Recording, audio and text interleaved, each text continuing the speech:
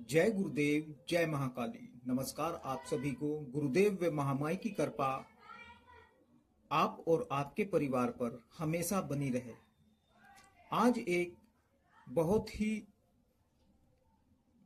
विशेष साधना आपके लिए लेकर आए हैं। यह साधना बेताल साधना है और धन बेताल के नाम से इस साधना को रखा गया है। यह धन बेताल की साधना है। बेताल कई प्रकार के होते हैं। देवताओं से नीचे की श्रेणी में आते हैं और भूत प्रेत से थोड़ा ऊपर होते हैं। यह अपने आप में बेहद ही शक्तिशाली होते हैं और यदि कोई साधक इन्हें पूर्ण तरीके से सिद्ध कर ले तो वह इनके द्वारा कुछ भी कर सकता है। धन की बारिश भी अपने घर में कर सकता है, कई प्रकार के चमत्कार भी कर सकता है, लोगों को दिखा सकता है। और इनको सिद्ध करने के बाद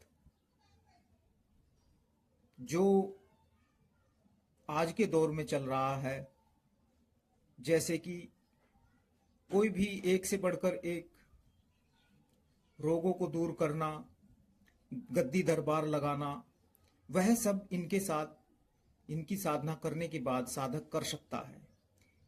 इनकी साधना किसी एकांत स्थान में, खंडर में, किसी उजाड़ जंगल में या फिर बिल्कुल एक बंद कमरे में जो कि बिल्कुल अलग से हो, वहां पर इनकी साधना होती है। आपने देखा होगा, सुना होगा, 90 के दशक में विक्रम बेताल के नाम से एक सीरियल आया करता था। उसमें विक्रम जो राजा था, उसकी पीठ पर, उसके कंधे पर एक बेताल रहता था जो कि उसके पास कुछ क्षण के लिए आता था, 20 मिनट, आधा घंटा, और वह उसे काफी परेशान करता था और उसे डराता था, धमकाता था। यह भी ऐसे ही करते हैं। जब तक ये साधक को सिद्ध ना हो तब तक ये उसे पूरी तरह से डराएंगे भी, धमकाएंगे भी, मारेंगे, चिल्लाएंगे, उसके साथ एक से बढ़कर एक करतब करेंगे। लेकिन यदि साधक निडर हो, जिद्दी हो, हट्टी हो और बार बार कोशिश करने के बाद भी इनसे ना डरे तो उसे यह बड़ी आसानी से सिद्ध हो जाते हैं। सिद्ध होने के बाद यह उसका कोई नुकसान नहीं करते, बल्कि उसकी हर कार्य क्षेत्र में मदद करते हैं और उसका जो भी काम हो वह क्षण भर में करके पूरा कर देते हैं। आइए चलते हैं इनकी साधना की ओर कि किस प्रकार इनकी साधना की जाती है। यह साधना होली से शुरू कर सकते हैं, दीपावली से शुरू कर सकते हैं, या फिर किसी सिद्ध योग में एक दिन का संकल्प लेकर इस साधना को कर सकते हैं। रात्रिकालीन साधना है। सबसे पहले जो कि स्थान आपको बताया गया है शुरू में, चाहे कोई वीराना हो, उजाड़ स्थान हो, जंगल का एरिया हो या फिर कोई बंद एकांत कमरा हो, वहां पर बैठना है। और एक चीज स्पष्ट कर दें कि इस साधना को करने से पहले साधक का गुरुमुखी होना, उसका कोई बड़ा अनुष्ठान वह सिद्ध किया हुआ हो, जैसे कि महाकाली, महाकाल भैरव, कोई बड़ी शक्ति उसके साथ उसका कार्य या सुरक्षा चक्र लगाने में उसकी सहायता करती हो, वही इस साधना को करे। क्योंकि इसमें सुरक्षा घेरे की भी जरूरत पड़ेगी, देह रक्षा मंत्र की भी जरूरत पड़ेगी। जितने भी उग्र साधनाओं में कठिनाई आती है वह सब इस साधना में भी आवश्यकता पड़ेगी। तो इसीलिए इस साधना को नॉर्मल इंसान तो छेड़े ही ना बिल्कुल भी। साधना दोनों रूपों में की जा सकती है,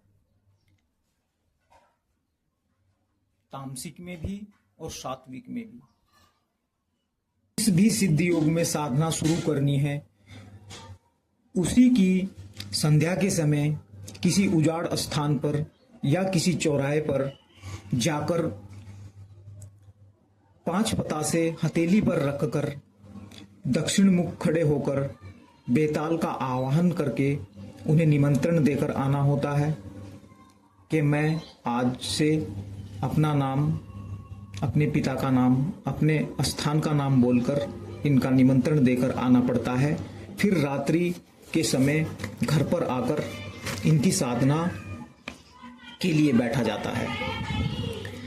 साधना में बैठने से पहले अपने गुरुजी का, श्री गणेश जी का ध्यान और अपने इष्ट कुलदेव, पितृदेव और शिव जी का पूजन, साथ में महालक्ष्मी जी का पूजन अनिवार्य होता है। सभी का पंचोपचार पूजन करने के बाद लाल या सफेद मिठाई सभी को